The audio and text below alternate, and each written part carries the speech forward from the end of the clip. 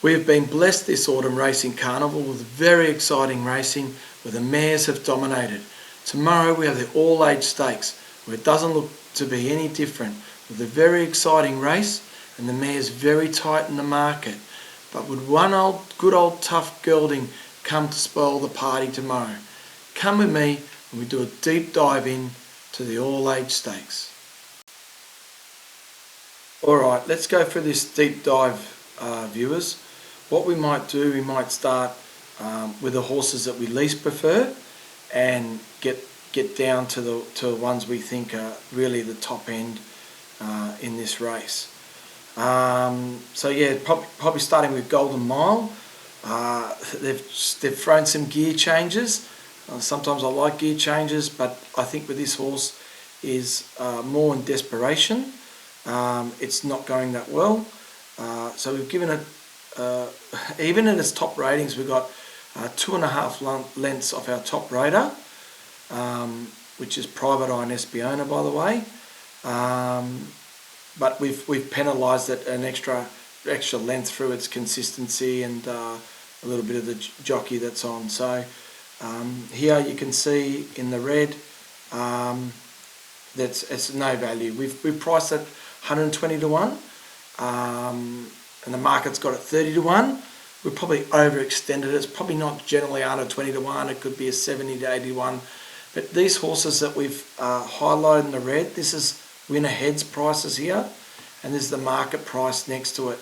So these ones in the red, we might be being a bit harsh, but we're just not interested to play these horses at any price really. In the green, we like the horse and we think it's value. Orange is, we're not too keen to play these horses. We think they're outside a winning chance, but with all our ratings and our valuation, the market price is not bad. So they're the orange. So if you sort of like that horse, the market's matching what winner head thinks the chances, therefore it's a value bet. Blue are our main chances, but the price is a little bit off, but not too far off. So yeah, Golden Mile, obviously not giving much of a chance. Bonus Notches, we've penalised half a length for the distance. We looked at the video this last run. It did run on, but we would like to see it run through the line a little bit. It's got to come from behind and beat these better horses. And again, we valued it around 40 to 1 and it's 30 to 1, even though we think it's going to run well. We think it'll run a good race, but we don't believe it's going to get near them close enough to be a threat of winning. Same with Bandersnatch. A couple little penalties there.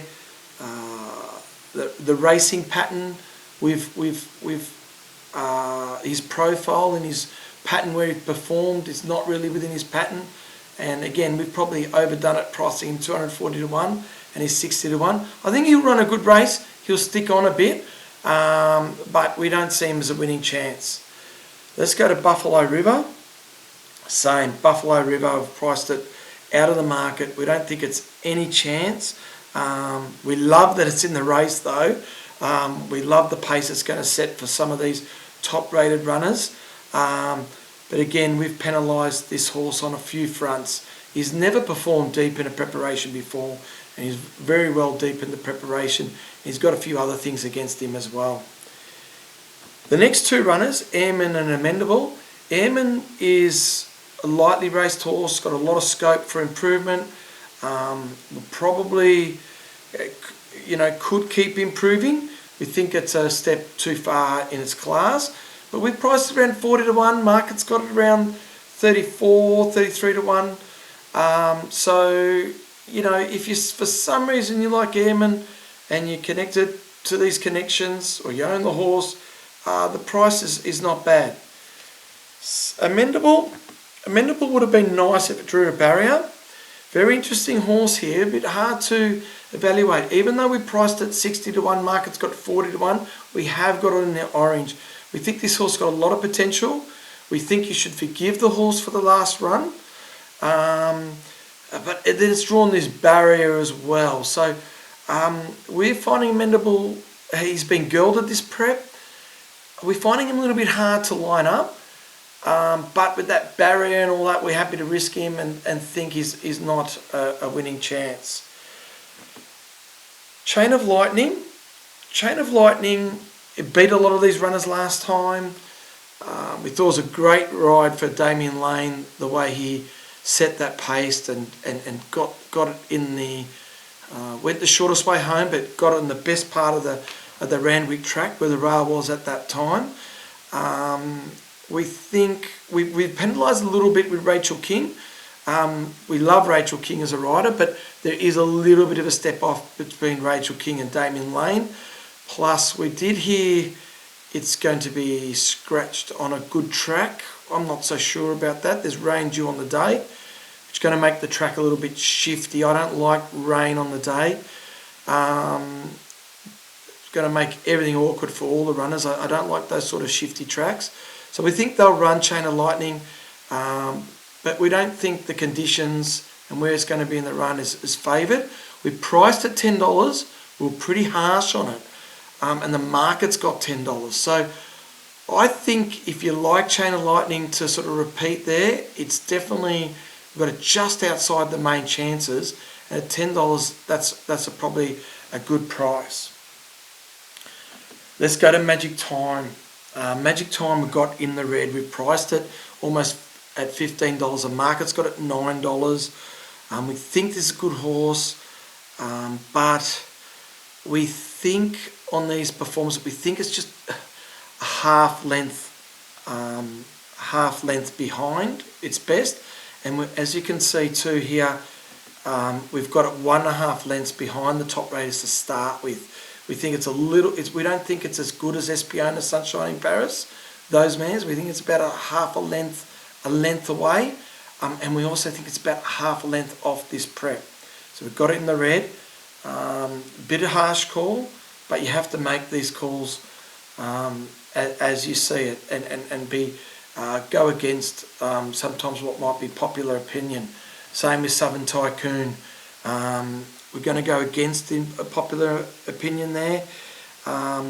We've got him only 3/4 of a length off the top raters, but we have penalised him, for a couple of things. One is the distance, 1400. He hasn't performed well over the 14 yet, not his peak runs anyway.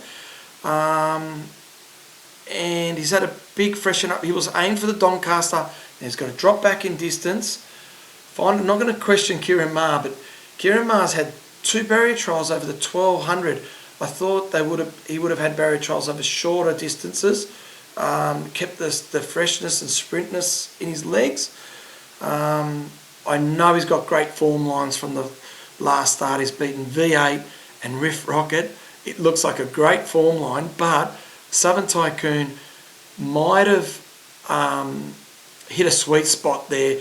A mile 1600 might have been a bit too far for V8, and for Riff Rocket, second up, that mile might have been a bit short and he might have been a bit dour. So it might have been flattened a little bit, Southport Tycoon, but we don't question his potential, and we think he could be right there. We just think he's got some things against him in this race. We had to price him accordingly. Mate, market's got him at $6. We've got him at double that at $12. So it's fair to say Winner Ahead's taking a bit of a stand against him, and we won't be playing him. NCAP, we've got in the orange. We think this horse has been unlucky last few starts, but we penalise him for that inconsistency because he's a horse that keeps missing the start and not helping himself. Is another one we think he can run well. He's got the potential, we've priced him in the orange. We've priced him around $14, $15, and that's where the market is. Tis Invincible, we've priced a bit longer, $24. We think she's going to get a great run in the race, and we think she's going to run better. We think her form looks a little bit better than what it is, but we have priced at 25 to 1, and the market's got a 30 to 1. Not really keen to play this end cap is invincible, but again, for some reason, if you like these horses, there's value in the market. All right then, let's go to our 3 highest rated runners. And that is, Private High is the highest rated horse in the race. That's off his run off his Everest, which interesting was a 4-week gap between runs, is what he's looking at here. But with the little bit of weight pull from Espiona, we've got her right there, maybe a quarter length off. I just want to let you know, we didn't go right to Private Eye's rating in the Everest. We think sometimes these big races can just naturally get him to rate a bit high. But even penalising from that, he was our top rater. Just off them, Sunshine in Paris, we've got them a length off these raters. But then with the weight pull, we've got her about half a length off.